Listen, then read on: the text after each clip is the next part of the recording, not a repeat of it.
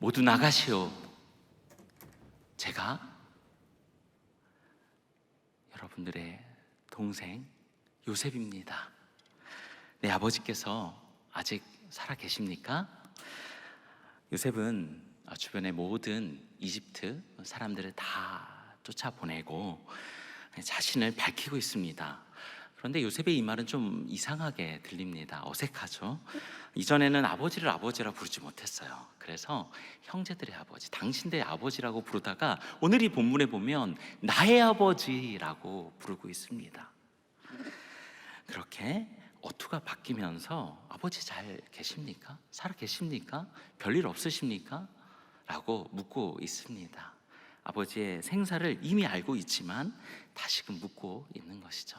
뭔가 조금 다른 차원으로 이렇게 대하는 데에는 분명 이유가 있습니다. 이 말을 들은 형들은 어땠을까요? 너무나 당황했습니다. 아연실색했어요. 어찌할 줄 몰랐습니다. 두려움과 충격에 빠졌습니다. 그저 위축된 모습으로 있을 수밖에 없었습니다. 그래서 왜 그럴까 봤더니 이 요셉은 형제들에 대한 애절함이 있었고요, 또 아버지에 대한 그리움으로 가득했습니다. 특별히 동생 베냐민을 향한 그 애달픈 사랑이, 그 간절한 그 마음, 그것을 유다의 헌신되고 진실한 사랑을 통해서 요셉은 바라보게 된 겁니다. 그러면서 요셉의 마음이 활짝 열렸습니다. 그동안 요셉의 인생에서 너무 길었던 시험의 과정은 너무나 힘들게 보이죠. 견디기 어려웠을 것입니다. 이것을 하나하나 겪어가는 것 자신이 할 수 없습니다. 하지만 하나님이 만져주셨어요. 하나님이 함께한 시간이었습니다. 그렇기 때문에 험난한 세월이 결코 헛되지 않았습니다. 그러면서도 참 의아하죠.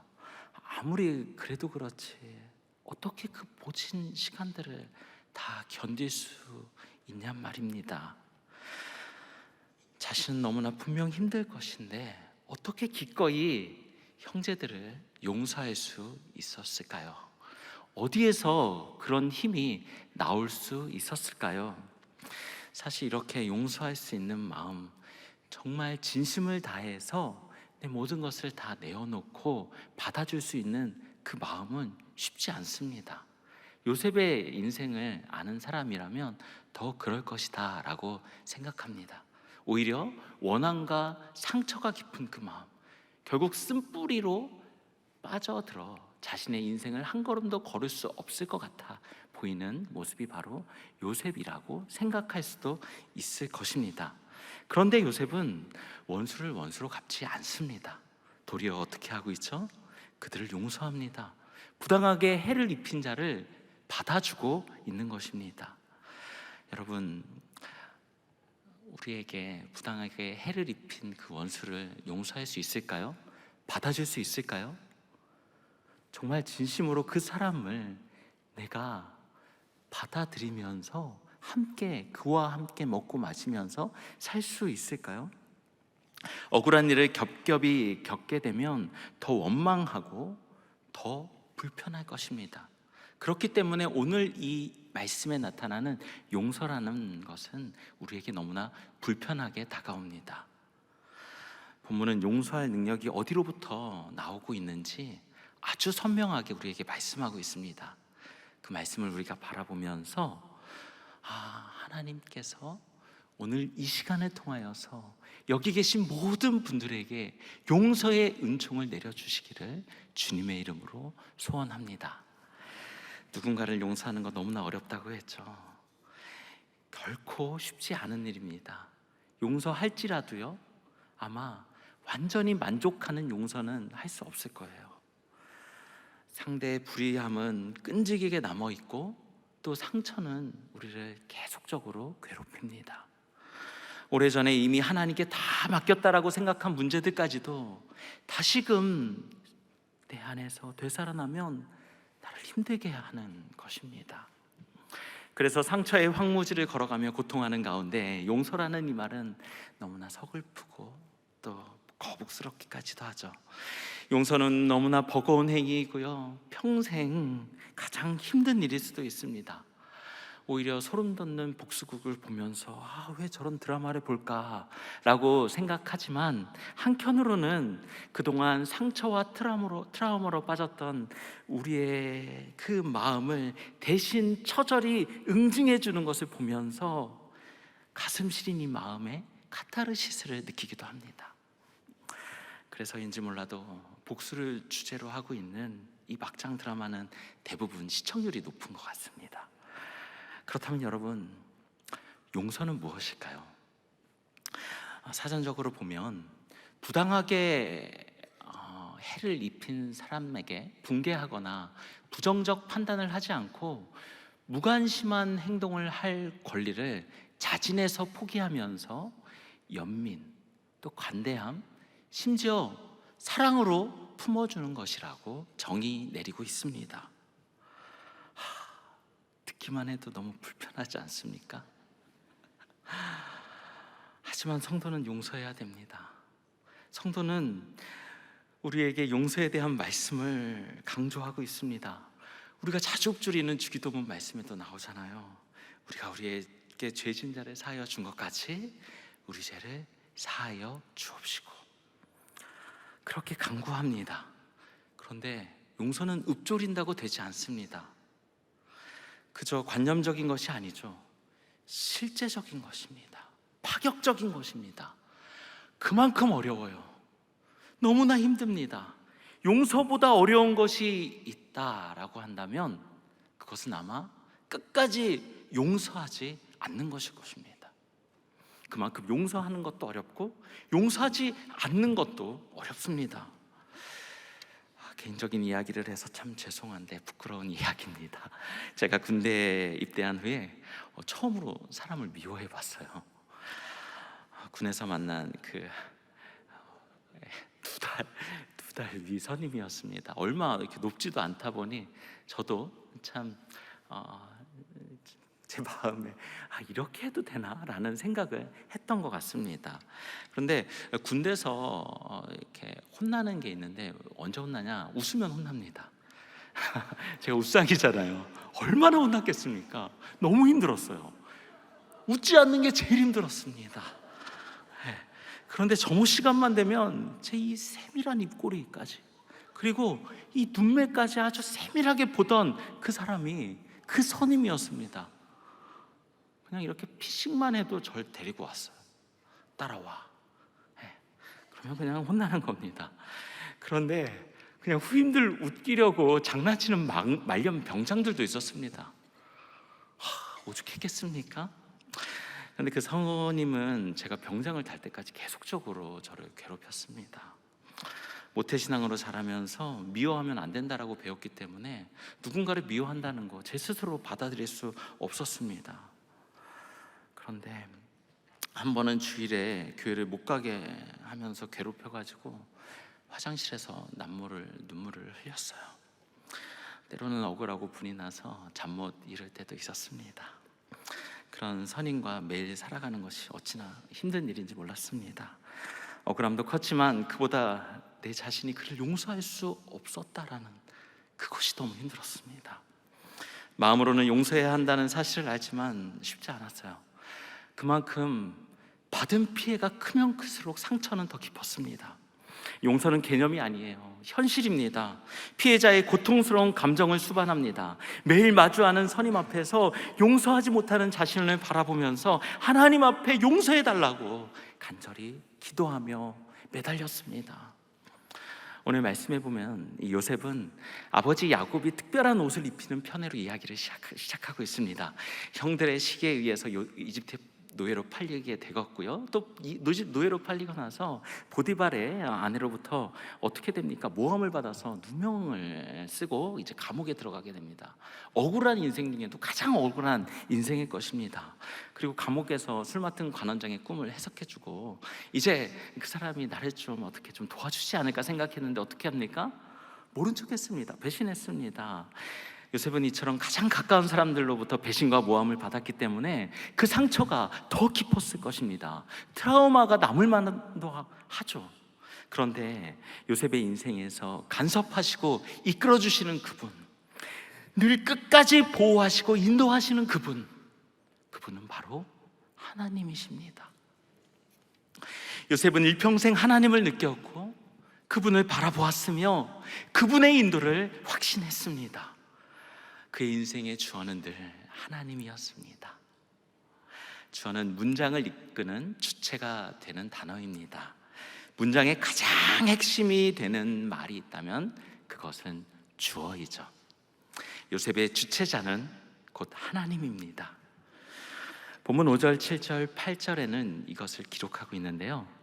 하나님이 생명을 구원하시려고 나를 당신들보다 먼저 보내셨나다. 하나님이 큰 구원으로 생명을 보존하고 당신들의 후손을 세상에 두시려고 나를 당신들보다 먼저 보내셨습니다. 그리고 나를 이리로 보낸 이는 당신들이 아니요 하나님이십니다.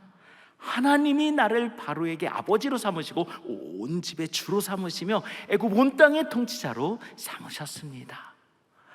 이처럼 형제들에게 그는 하나님이 하셨습니다. 하나님이 주인입니다. 하나님이 주어되는 인생을 살았습니다. 즉 하나님의 주권과 섭리의 역사가 나를 이끌어 주셨습니다 라고 형들에게 고백합니다.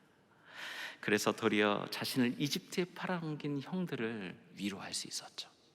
형님들 나를 이곳에 팔았다고 해서 근심하지 마옵소서, 한탄하지 마옵소서.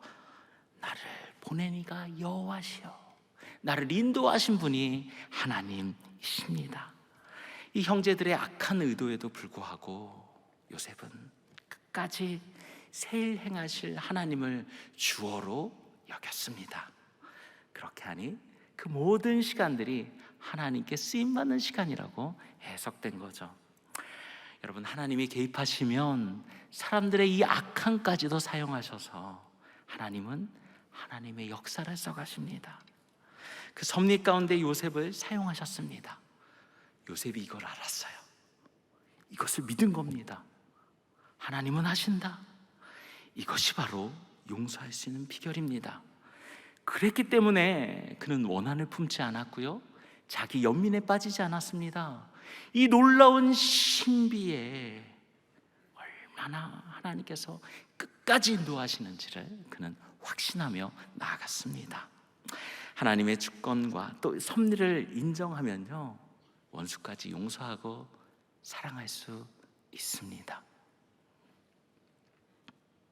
심지어 원수의 악행도 하나님은 선으로 바꾸시고 당신의 뜻대로 인도하실 것입니다. 믿으십니까? 그래서 주님은 원수를 사랑하며 핍박하는 자를 위해 기도하라고 말씀합니다. 그저 내게 나타난 현상, 내게 주어진 환경만 바라보지 말라고 합니다. 원수까지도 사랑하라, 그를 위하여서 기도하라. 여러분, 용서하고 싶은데 용서가 안 되고 계속적으로 그 사람에게 마음이 사로잡혀 있습니까? 누가 좋아할까요? 하나님의 주권과 섭리를 인정하십시오. 주님은 원수를 사랑하며 미워하는 자를 선대하라고 합니다. 베드로에게 심지어 70번씩 7번까지 용서하라고 말씀합니다. 사도 바울도 말하죠. 원수가 줄이거든 먹이고 또 목마르거든 마시우라고요. 목마르네요.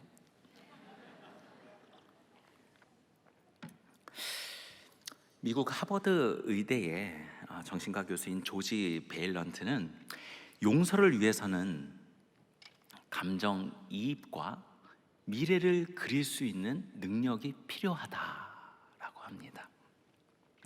상대방에 대한 이해와 공감을 바탕으로 과거 일에 얽매이지 말고 오히려 보다 나은 미래를 바라보면서 나아가는 이 마음이 용서할 수 있다라는 거죠. 복수심을 내려놓고 용서하려면 그 일은 그저 과거에 머물러 있는 일이라고 인식해야 합니다. 그래야 더 나은 미래를 향해서 나아갈 수 있는 겁니다. 하나님이 우리 가운데 펼쳐주실 새로운 미래를 향하여서 나아갈 힘이 생기는 것입니다. 그러면서 자신을 더욱더 아끼고 사랑해야 합니다. 나를 먼저 용서해야 합니다. 다가올 보다 나은 미래에 대한 분명한 확신은 여러분 어디에서 올 수 있습니까? 내가 가지고 있는 그 시선, 내가 바라보고 있는 이 시선을 하나님께로 돌리는 것입니다. 하나님은 우리를 어떻게 바라보고 계실까? 하나님은 우리를 어떻게 생각하고 계실까? 하나님이 우리를 바라보면서 어떤 표정을 짓고 계실까? 하나님을 주어로 삼게 되고 하나님의 약속을 믿게 된다면 우리는 더 이상 과거에 매이지 않습니다. 지금 과거를 청산하게 됩니다. 하나님이 인도하시는 더 좋은 미래가 있다는 확신을 가지고 그 미래를 현재로 끌어서 지금 이 하루하루를 살아가게 되는 것입니다. 요셉은 그가 꾼 꿈을 통해 보이신 그 계시를 믿었습니다. 바로의 꿈을 해석하면서도요, 이것이 하나님의 계시라고 믿어 의심치 않았습니다. 여러분, 계시를 믿으면 어떻게 됩니까? 오히려 자신 앞에 두려워하는 형들을 받아들일 수 있습니다. 하나님의 말씀을 믿으면 우리가 할 수 없는 일들을 하게 되는 것입니다. 고난에도 절망하지 않습니다. 낙심하지 않습니다. 오히려 이 고난을 인내로 극복하게 됩니다. 왜 그럴까요? 하나님이 주인이시기 때문이죠. 하나님이 이 우리 가족의 생명을 구원하시려고 하나님이 나를 먼저 보내셨다. 이 하나님의 놀라운 섭리의 손길을 요셉은 깨달은 것입니다. 요셉은 어떤 고난에도 원망하거나 절망하지 않았습니다. 오히려 고난 중에 하나님을 더 의지했어요. 그 고난을 인내로 극복하며 한 걸음 한 걸음 걸어갔습니다. 하나님의 섭리를 깨달으면서 모든 시련과 역경을 극복할 수 있는 이 원동력을, 그 두나미스 능력을 하나님으로부터 받아 누리게 된 것입니다. 여러분, 고난이 왜 괴롭습니까? 고난 자체가 주는 그 어려움도 분명 있겠지만 이 고난의 원인을 모르기 때문입니다. 그런데요, 여인이 해산할 때 자신의 고통의 원인을 알기 때문에 이것을 견딜 수 있습니다. 그리고 출산 이후에 기쁨을 바라보기 때문에 견뎌낼 수 있는 것입니다. 이처럼 하나님의 섭리를 깨닫게 되면요, 모든 고난의 원인과 결과들을 발견할 수 있습니다. 지금 해석되지 않는 그 고난이 바로 이 시간 해결될 줄 믿습니다. 그러면 고난 중에 절망하지 않고 오히려 고난을 극복하면서 더 큰 축복과 영광 가운데 우리를 인도하실 하나님을 보게 됩니다. 욥도 마찬가지였죠. 얼마나 고통스럽겠습니까? 그 고통 가운데 그는 이렇게 욥기 23장 10절에서 고백합니다. 주가 보이신 생명의 길 찬양에 나오는 가사인데요, 나의 길 오직 그가 하시나니 나를 단련하신 후에 내가 정금같이 나오리라. 그 시련의 시간, 그 고난의 시간이 하나님의 놀라운 계획 가운데 정금같이 인도하시는 시간이라는 것을 확신하였습니다.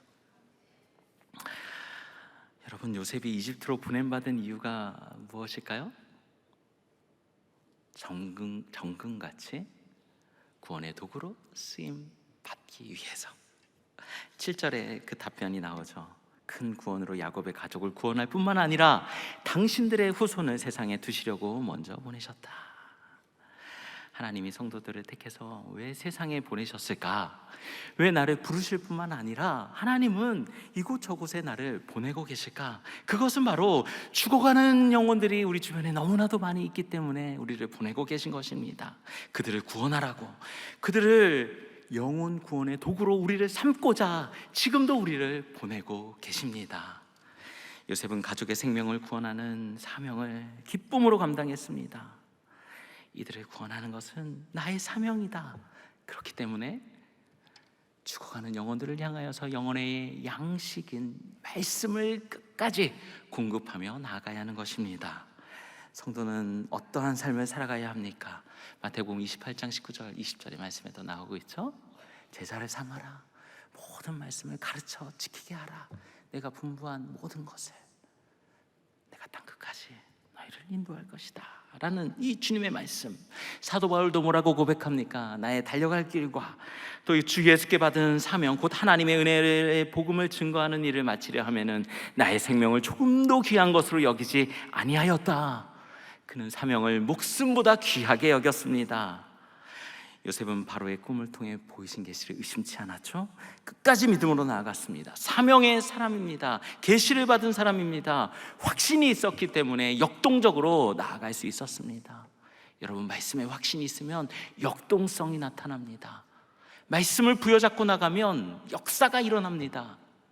하나님의 나라는 그렇습니다. 불확실은 인생을 실패로 치닫게 하지만 계시의 말씀을 신실하게 믿고 따르면 그 가운데 역사가 일어나지 않을 수 없습니다. 여러분, 오랫동안 신앙생활 했는데 아직도 역사가 일어나지 않습니까? 매일마다 말씀을 보고 있는데 왜 내 삶 속에서 역사가 일어나지 않을까요? 잘 들여다보십시오. 하나님의 말씀을 확신하지 못할 수 있습니다. 정말 그 말씀이 내 가운데 역사하시는 말씀이라는 확신이 없기 때문에 그 가운데 역동이 일어나지 않은 것입니다. 여러분, 확신하면요, 정말 주님의 말씀을 믿으면 내가 할 수 없는 용서가 가능해집니다. 용서할 수 없는 사람이 용서되고 하나님의 주권을 인정하면 화해가 이루어지게 됩니다. 그래서 요셉은 무수한 그 어려움 속에서도 자기만을 바라보지 않고 오직 하나님을 바라보게 됩니다. 자기 연민에 더 이상 빠질 이유가 없고 오히려 자기 용납하면서 난 그런 인생이야, 더 안 될 인생이야 라고 살 수도 있는데 이것을 뛰어넘게 하시는 그 하나님의 역사를 날마다 목도하게 된 것입니다. 우리 보통 관계 속에서 막 꼬인 것들 있을 때마다 뭘 생각하죠? 저 사람 만나고 싶지 않다, 막 그런 생각 하잖아요. 그러면서 내가 저 사람을 위해서 얼마나 열심히 했는데 왜 나에게 그만큼 보상이 오지 않을까? 내 이익, 내 생각, 내 입장을 먼저 생각합니다. 그리고 내 감정이 앞서게 됩니다. 그러나 내 기준으로는 어떤 용서나 어떤 화해도 이루어질 수 없겠죠. 어떻게 해야 화해가 일어납니까? 다 받아내면? 그저 모든 것들을 다 그냥 그래, 맞춰야 합니다. 그러면 용서가 이루어질 수 있을까요? 일부 맞지만 틀린 이야기입니다. 왜 그럽니까? 이 용서라는 거 이미 얘기했지만 내가 할 수 없는 일입니다. 아무리 내 열심을 다하여서 하려고 해도 용서는 내 속에서 이루어질 수 없습니다. 이것이 가능하다라고 생각하는 것 그 자체가 교만인 것이죠. 그럼 어떻게 해야 됩니까? 신실하신 하나님 믿어야죠. 나보다 정의를 실현하는데 뛰어나신 그 하나님을 믿고 따라야 합니다. 용서를 통해서 복수하려는 마음을 거두고 하나님께서 처리하시도록 넘겨드려야 됩니다. 하나님께서 다 갚아주십니다. 그래서 필립 얀시는 이렇게 이야기합니다. 정의와 자비 사이에서 균형을 이루어야 할 저울을 하나님의 손에 놓아드려야 한다라고요. 요셉을 계속적으로 묵상하다 보니 떠오르는 한 분이 있었습니다. 그는 우리에게 완전한 화해와 용서를 허락해 주셨죠. 그는 누구일까요? 네, 예수 그리스도입니다. 예수님은 하나님과 우리 사이에 끊어진 관계를 이어주셨습니다. 그리고 이것을 위해서 자신을 완전히 내어드렸습니다. 모든 모욕과 온갖 고통을 다 참아내시면서 그 인간의 악한 꾸밈 속에서도 하나님의 뜻을 끝까지 믿고 순종하였습니다. 예수님이야말로 하나님이 주어되는 인생을 산 것이죠. 하나님의 선하시는 뜻을 믿었기 때문에 자신을 십자가에 드릴 수 있었습니다. 하나님께서 그의 섭리 가운데 반드시 화해하시고 회복시키고 살리신다라는 확신이 있었습니다. 그래서 예수님은 끊어진 관계를 이어주시려고 본인이 스스로 화목하게 하는 직분을 감당한 것입니다. 그 길은 좁은 길입니다. 죽는 길입니다. 하지만 생명의 길이에요. 영원히 살아나는 길입니다.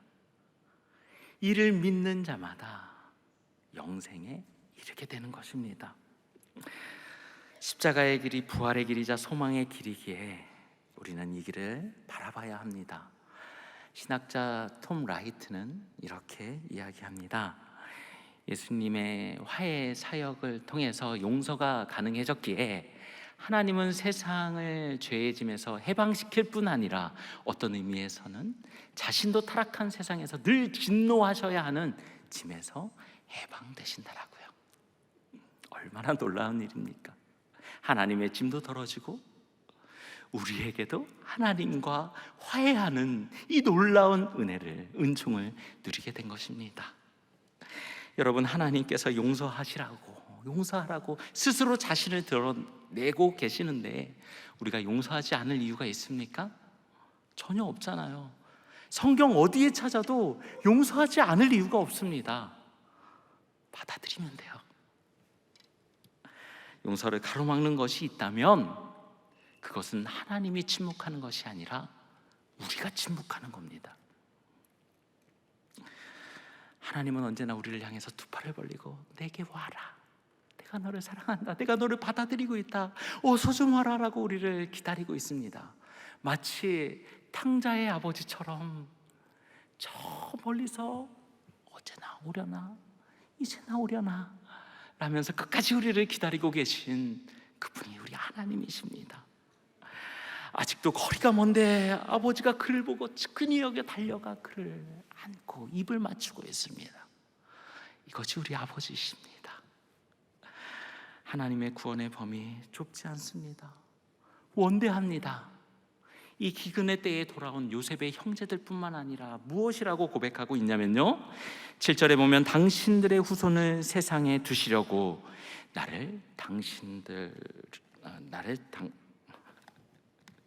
다시요.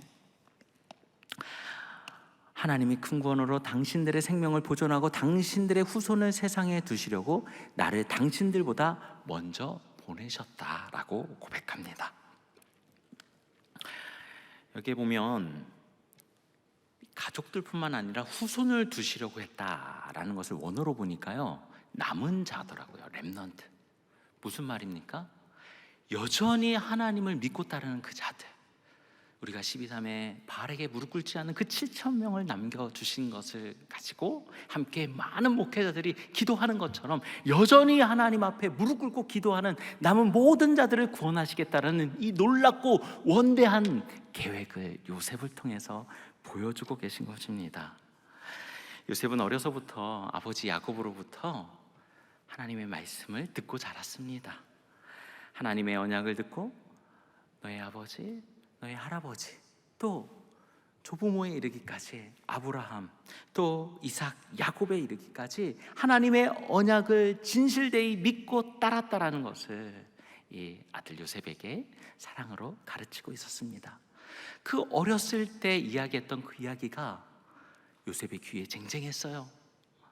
그는 그 청소년의 나이에 이집트로 팔려갔지만 그 하나님의 언약을 끝까지 마음에 새겼습니다. 하나님이 분명히 이루실 것이다.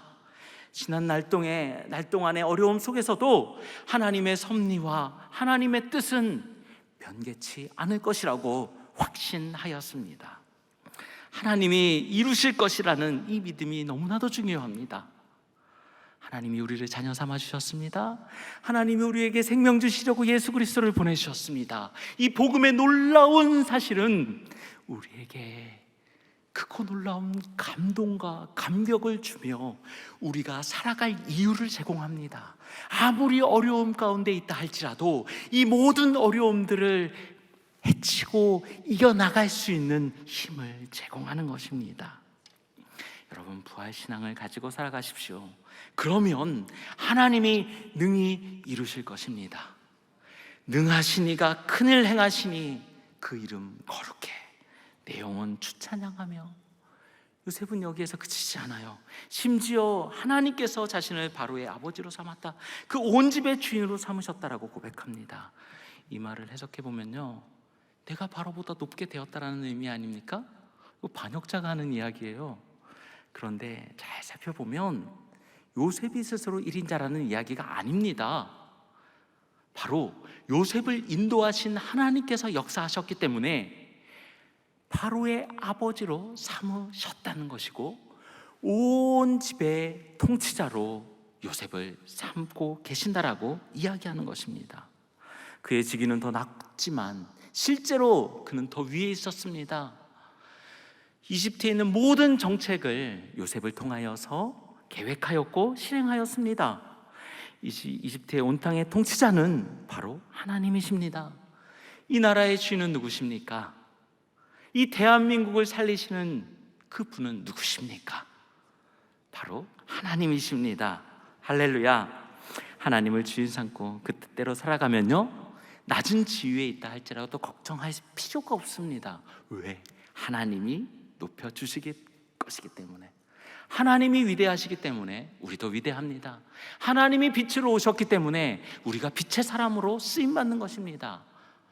우리는 왕같은 제사장으로 나아갈 수 있습니다. 예수 그리스도와 같이 바로 화목하게 하는 직분을 감당할 수 있는 것입니다.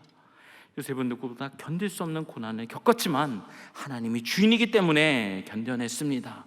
그 모든 사건의 배후에 하나님이 계셨기 때문입니다. 하나님을 믿으십시오. 우리의 주어가 하나님임을 인정하십시오. 모든 상황을 뛰어넘어서 하나님이 역사하실 것입니다. 여러분, 여전히 용서되지 않습니까? 그 사람 때문에 오늘 하루 망쳤다고 생각합니까?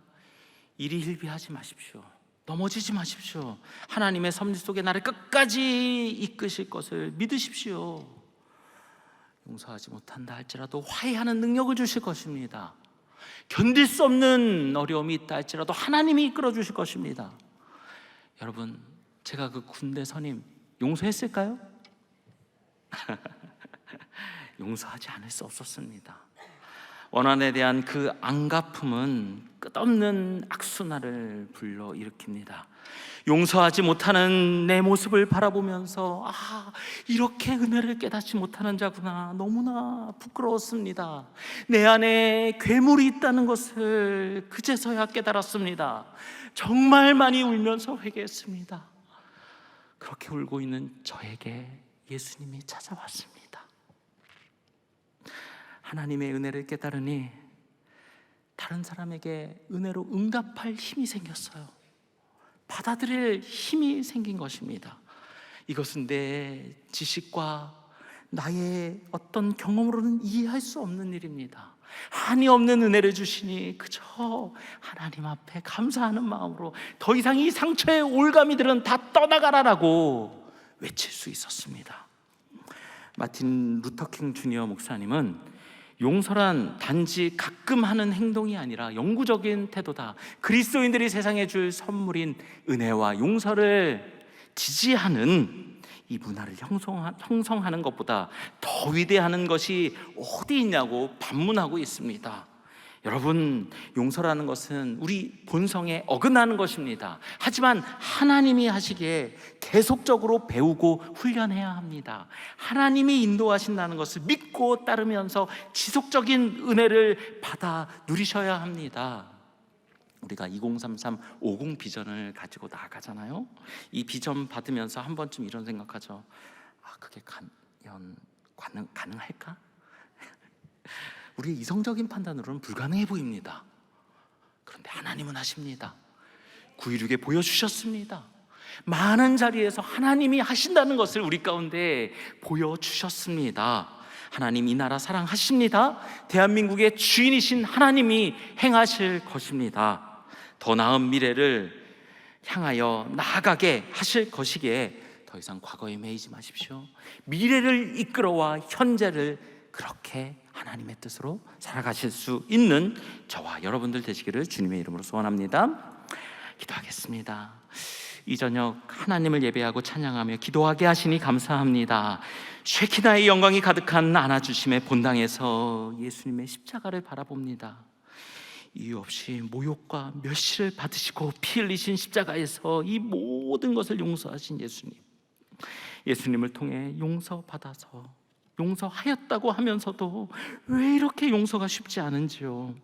상처와 쓴뿌리로 자신을 괴롭히는 이 꼬인 얼개들을 화해의 다리로 풀어주시옵고, 또 옹졸한 편견으로 다른 사람들을 판단하지 않게 하여 주옵소서. 십자가 부여잡고 은혜의 빚진 자 되게 하여 주옵소서. 먼저 용서하고 관계를 회복하기 원합니다. 하나님이 그의 섭리 가운데 열어주실 미래를 현재로 끌어와서 더 이상 맨 것에 살지 않게 하여 주시옵고, 빚과 제사장의 사명을 감당하는 인생 되게 하여 주시옵소서. 하나님을 추어로 살아가는 인생길 걷게 하여 주심에 감사 찬양 영광 올려드리오며 우리의 소망 되시고 생명 되신 존귀하신 예수님의 이름으로 기도합나이다. 아멘.